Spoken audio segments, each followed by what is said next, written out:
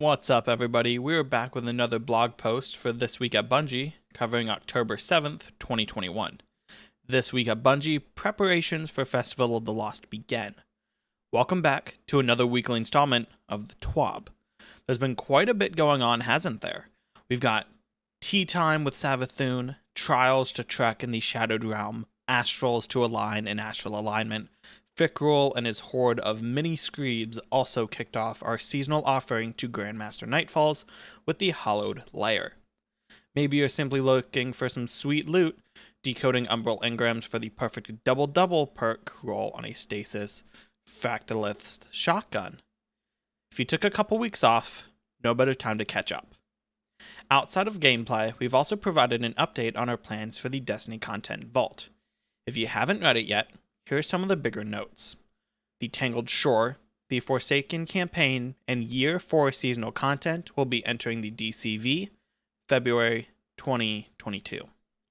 Starting on December 7th, the Forsaken campaign will be free to play until it enters the DCV, and some activities like the Dreaming City destination and Battlegrounds will be retained. Head over to the Destiny Content Vault update article for the full write-up, or the video before this one. Looking back to Season of the Lost, we have some content on the horizon, and next week, there'll be some challenge to embrace within the Shadowed Realm. It may be dangerous to go alone, so you might want to call up a friend for some assistance. I'm assuming just legend mode of that, or heroic, whatever they want to call it. Festival of the Lost is also making its debut.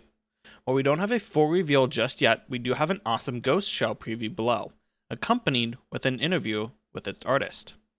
Let's get to it. Festival of the Lost. Introducing the Calavera Ghost Shell. Next week, Season of the Lost kicks off. This is a time for Guardians to take a moment and reflect upon the past year, celebrating those we've lost as we continue to overcome each challenge that's been thrown our way. Many of the themes found within Festival of the Lost can be compared with those of a holiday celebrated by many in our community. Dia de los Muertos. Day of the Dead. I butchered that. Wow. Diversity and representation is not only important in the worlds of Destiny 2, but throughout our real-life community. And so, we're excited to introduce the Calavera Ghost Shell, concepted by an incredible artist Bungie had the honor of collaborating with, Luis Yepes. I hope I pronounced that right. Very cool ghost shell. I definitely like the look of this. I hope this isn't the only Day of the Dead stuff they're bringing into the game this year. I hope they kind of have more stuff about it so it's not kind of an outlier. But let's take a moment to meet the mind behind this beautiful creation, shall we? Hi, Lewis. Can you tell us a little bit about yourself and your background? Lewis. Of course. My name is Luis Miguel Yepes Franco. I was born in Mexico City and spent my teenage years in Cancun before moving to the US to learn 3D, art, and hopefully get to make games. I studied at the Art Institute of Phoenix before I got my first game job up here in rainy Seattle, Washington.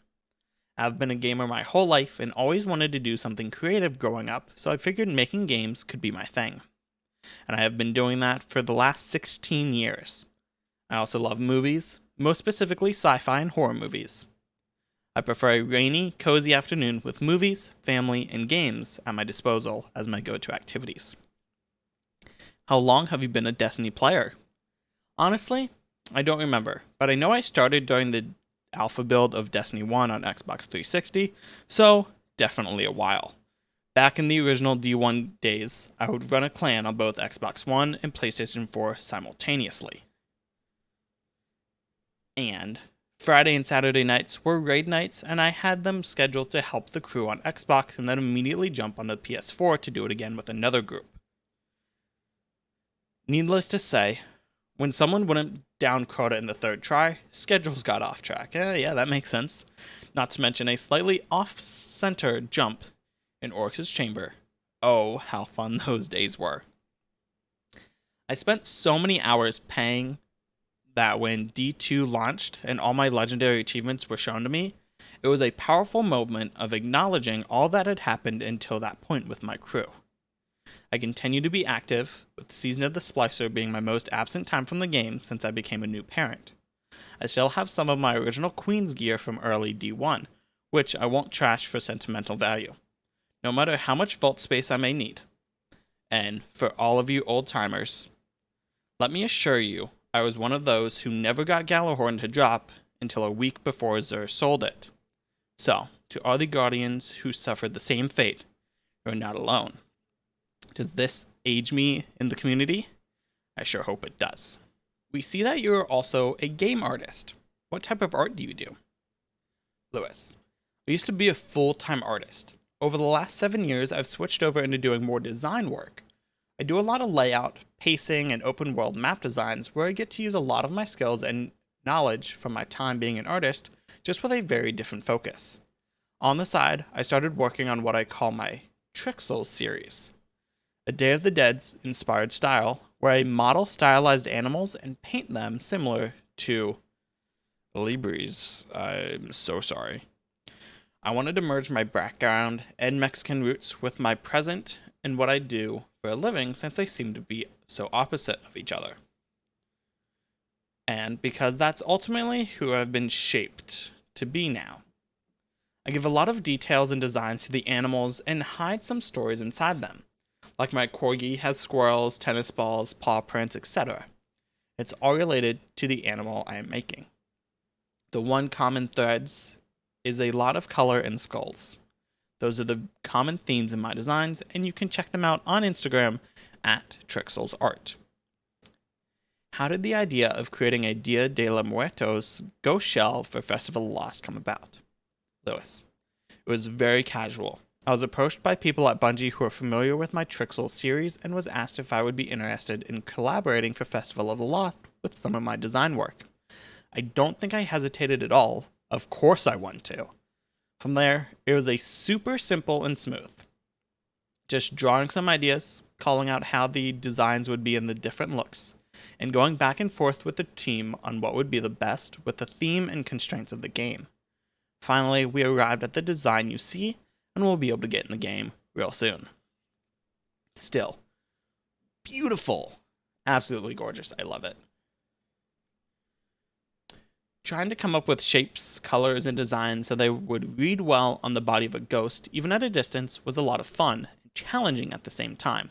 The collaboration with everyone involved in this process was super smooth, friendly, and you could tell that they're all about Destiny, just as much as we the players do.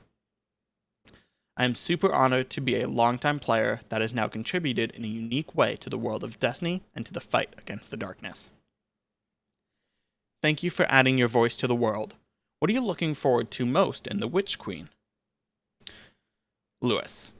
I'm really looking forward to revealing the truth and finally taking the fight to the Witch Queen's doorstep. No more hiding this time. Light will prevail and shine through. It's going to be super interesting to see how those two light sources battle it out, and if all as guardians will prevail. Almost certain we will. Almost. LOL. I'm also looking forward to all the surprises Bungie has in store that we don't even know about, as is usual in every season. I can't wait to gear up and fight the darkness alongside you. If you want to team up, you can find me as Lewis on Xbox and Biz on Steam. For more awesome works from Lewis, be sure to visit his page over at lewisyepes.com.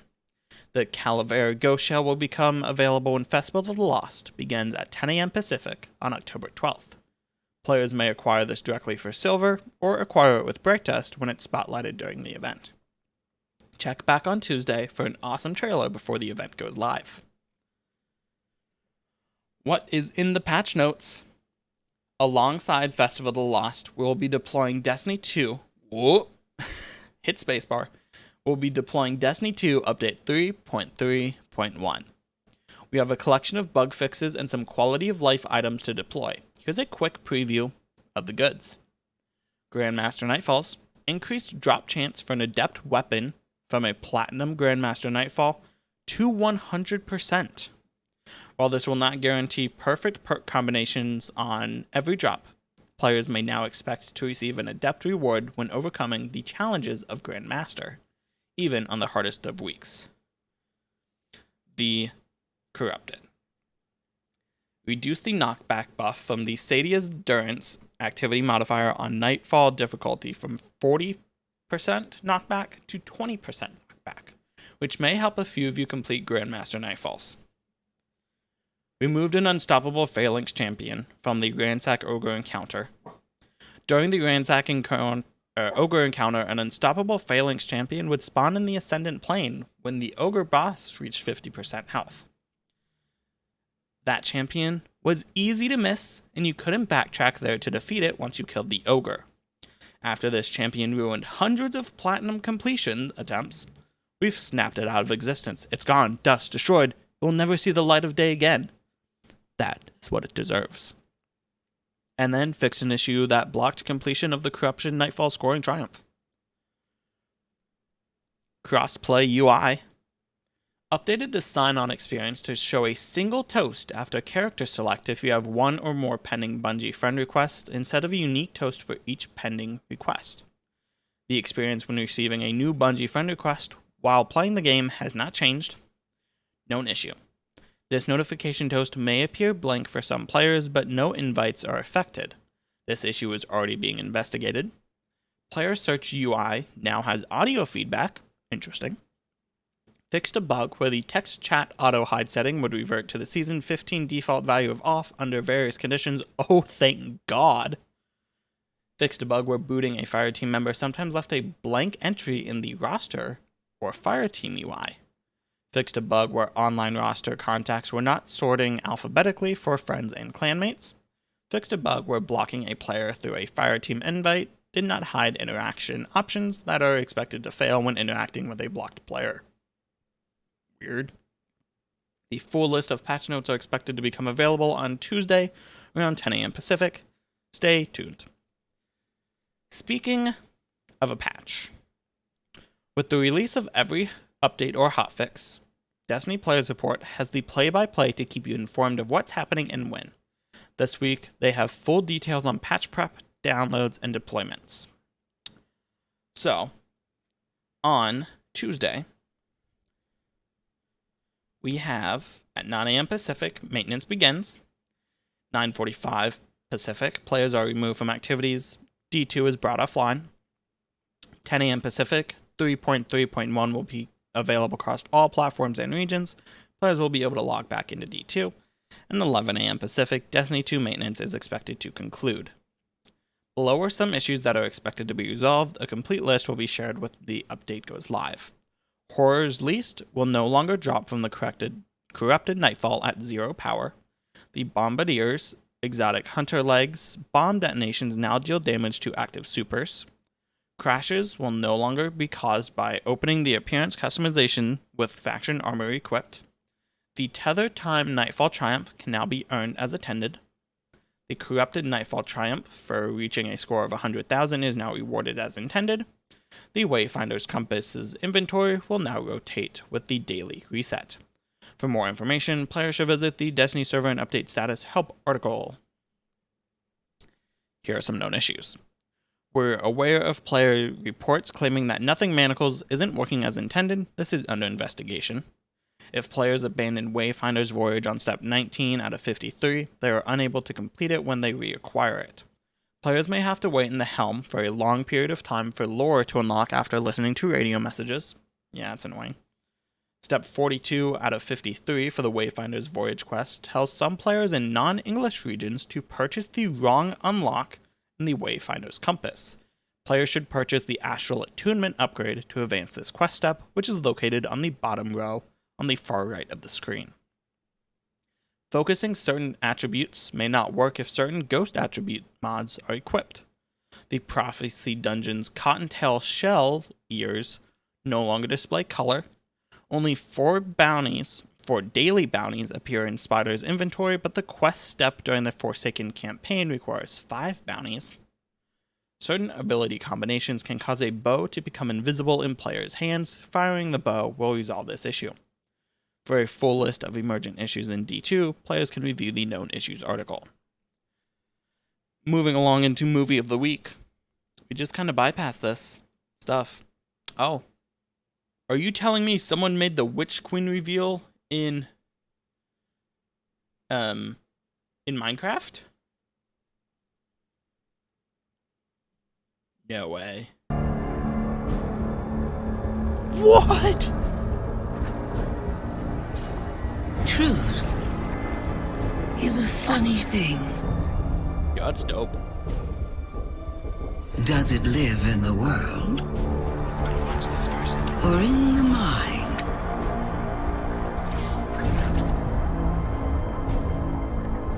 Is it constant? Or can it be bent?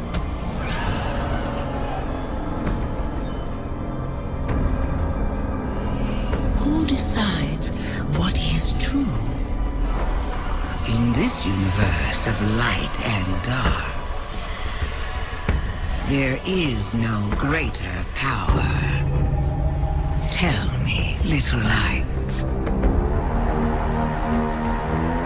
What is your truth now? She doesn't use it as promotional material. I'm gonna be a little sad. That is very cool. Alright, bye Grammarly. No one cares about you. Be sure to submit your video to the community creations page on Bungie.net. Sure, we may check Twitter or other social platforms for submissions, but our creations portal is a great place to be seen. Moving into Artist of the Week.